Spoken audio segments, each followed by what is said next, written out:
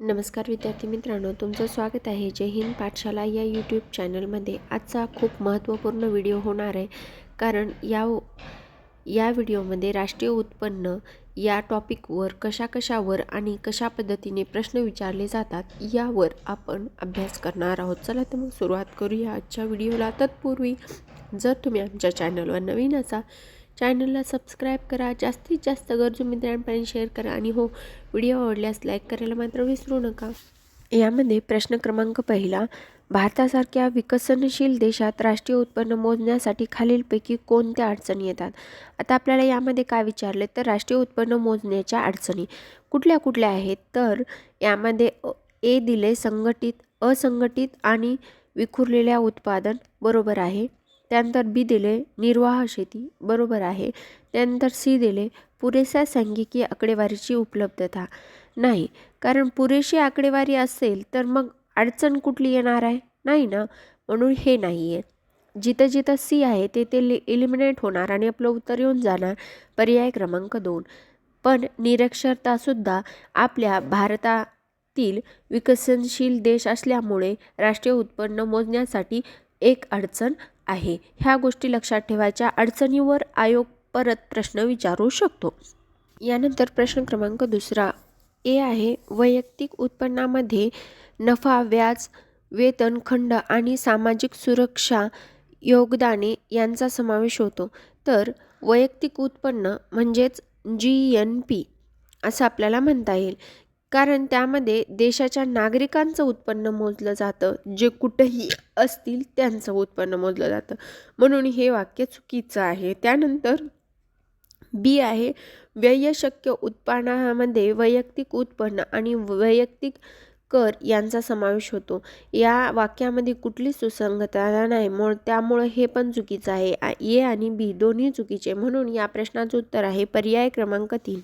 यानंतर तिसरा प्रश्न आहे, 1950मध्ये कोलिन क्लार्क यांनी केलेल्या अंदाजानुसार चीन, भारत, पाकिस्तान या देशाच्या त्यांच्या वाढत्या श्रमशक्तीवरला समजून घेऊन आणि त्यांच्या पूर्वीच्या उत्पादकतेवर वाढवण्यासाठी राष्ट्रीय उत्पन्नाच्या %% बचत करण्याचा इशारा दिलेला होता.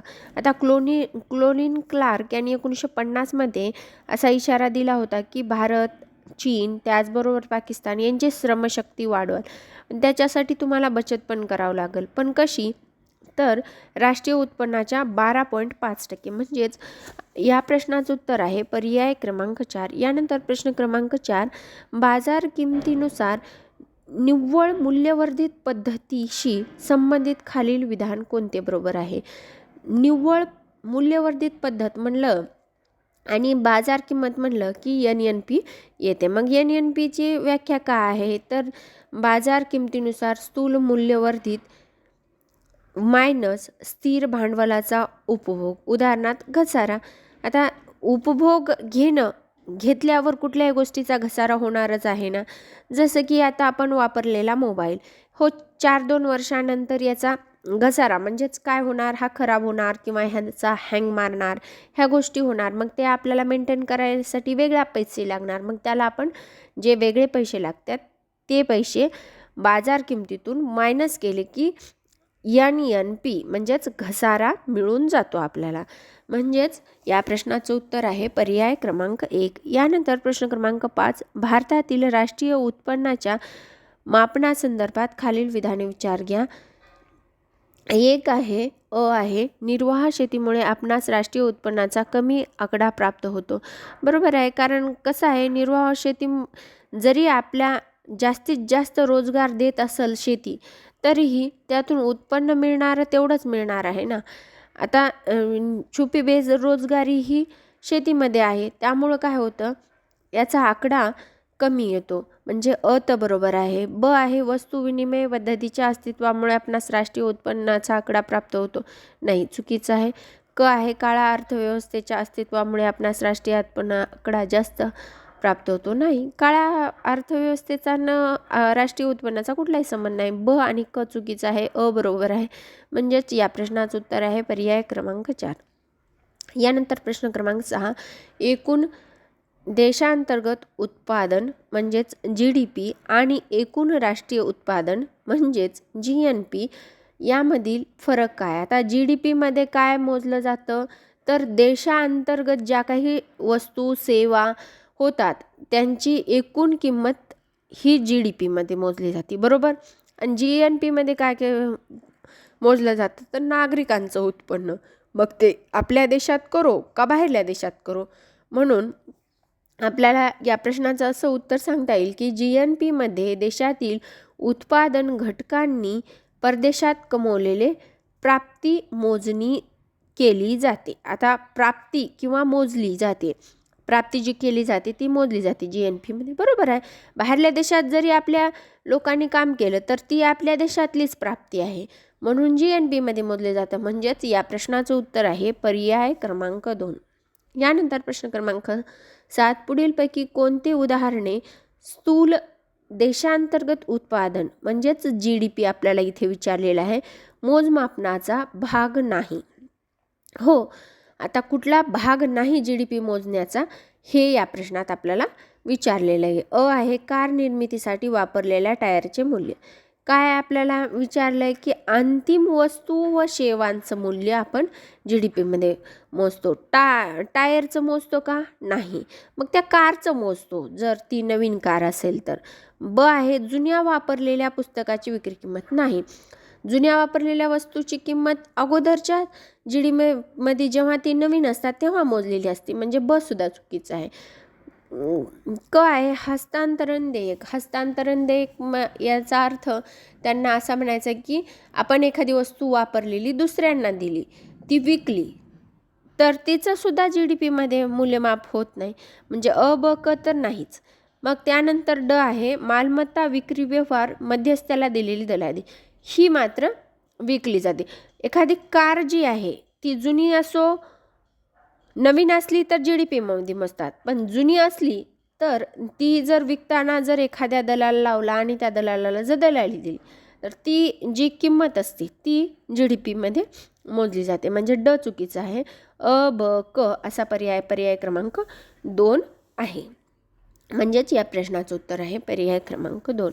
यानंतर प्रश्न क्रमांक 8, राष्ट्रीय नमुना सर्वेक्षण संस्थेने मांडलेल्या खालील संज्ञांपैकी कोणती संज्ञा तीव्र कोणिक बेरोजगारी दर्शवते. आता हे बेरोजगारीशी रिलेटेड प्रश्न आहे आणि ती आहे नित्य स्थिती बेरोजगारी. नित्य म्हणजे त्याला दैनिक म्हणायचं, दैनिक दररोज जी बेरोजगारी असते तिला तीव्र कोणिक बेरोजगारी असं म्हटलं जातं. म्हणजेच या प्रश्नाचं उत्तर आहे पर्याय क्रमांक 3. यानंतरचा 9वा प्रश्न आहे, बाजार किमती स्थूल देशांतर्गत उत्पादन आणि घटक खर्चात स्थूल देशांतर्गत उत्पादन यातील फरक हा प्रामुख्याने डॅशमुळे निर्माण होतो, तर तो होतो प्रत्यक्ष करामुळं आणि अनुदानामुळं. यामध्ये पर्याय वगैरे काही न देता मी सरळ उत्तर देते. अप्रत्यक्ष कर व अनुदाने यामुळे बाजार किमतीत स्थूल देशांतर्गत उत्पादन आणि घटक खर्चात स्थूल देशांतर्गत उत्पादनात फरक येतो.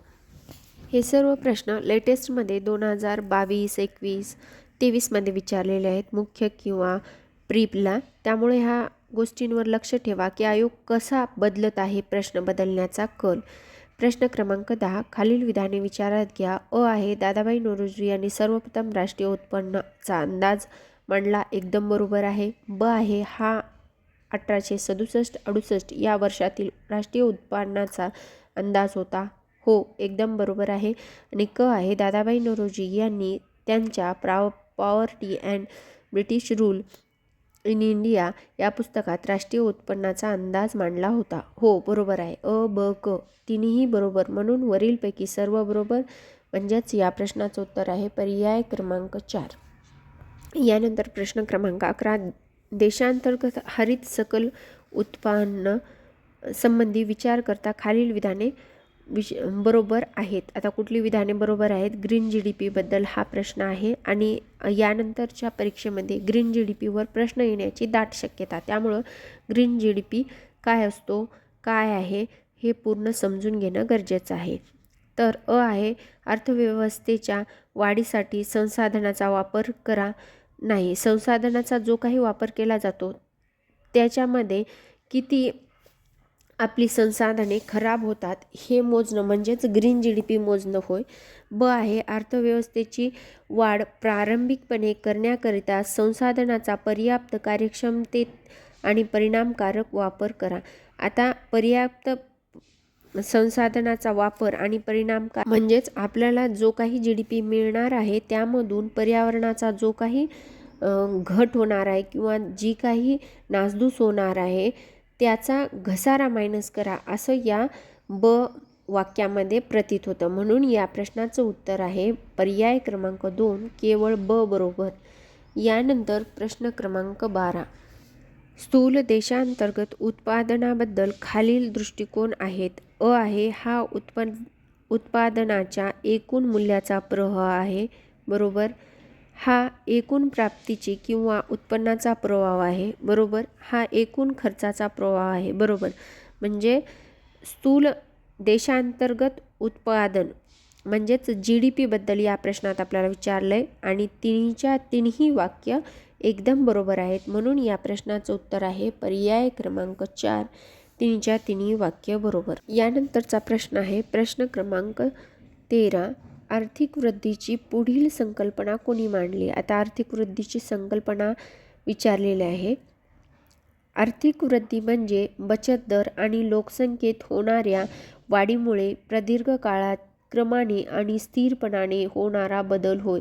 आता आर्थिक वृद्धीची बचत दर लोकसंख्येत होणारा वाढीमुळे दीर्घकाळाने क्रमाने स्थिरपणा हा बदल शुपिटर म्हणजेच पर्याय क्रमांक 4 या प्रश्नाचं उत्तर आहे. प्रोफेसर शुम्पिटर यांनी ही व्याख्या मांडलेली आहे. त्याला आपण संकल्पना म्हणून उच्चारू शकतो. यानंतर प्रश्न क्रमांक 15.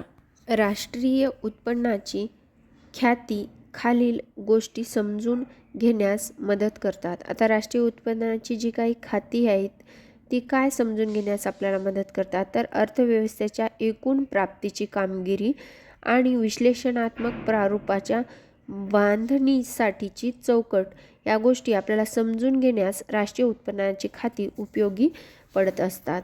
आता यानंतर आपल्याला जास्तीत जास्त प्रश्न हे राष्ट्रीय उत्पन्न समितीवर सुद्धा विचारले जातात. त्या अगोदर एक प्रश्न पाहून घेऊत आपण. खालीलपैकी कोणती संकल्पना राष्ट्रीय उत्पन्न या संकल्पनेशी संबंधित आहे? आता राष्ट्रीय उत्पादन संकल्पनेशी संबंधित संकल्पना म्हणलं तर ती असती प्रवाही. प्रवाही म्हणजे व्यवहार असं त्यांना सांगायचे. म्हणून या प्रश्नाचं उत्तर आहे पर्याय क्रमांक 3. यानंतरचा प्रश्न आहे खालील विधाने विचारात घ्या. अ आहे स्वातंत्र्यानंतर भारतात सरकारने ऑगस्ट 1948 मध्ये राष्ट्रीय उत्पन्न समितीची नियुक्ती केली. तर ती 1948 मध्ये नसून ती 1949 मध्ये. हे चुकीचं आहे आणि आपल्याला खाली विचारलेलं आहे चुकीचं कुठलं आहे? तर या प्रश्नाचं उत्तर आहे पर्याय क्रमांक 1. आपण पुढचं राष्ट्रीय उत्पन्न समितीबद्दल काय दिले त्यांनी पाहून घेऊत.